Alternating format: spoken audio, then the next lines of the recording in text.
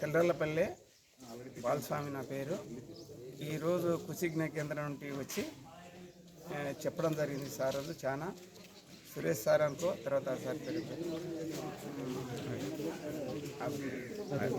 Prasad sir, ఆ తర్వాత madam గారు, మేడం చెప్పేది మేడం గారు అది చెప్పిండ్రు. మార్చెట్ల గురించి, ఆ తర్వాత ఆంధ్యాల చెట్ల గురించి చాలా ఎక్స్ప్లెయిన్ చేసి ఒక 2 ప్యాకెట్లు ఉడక రైతులకు ఇవ్వడం జరిగింది సురేష్ సార్.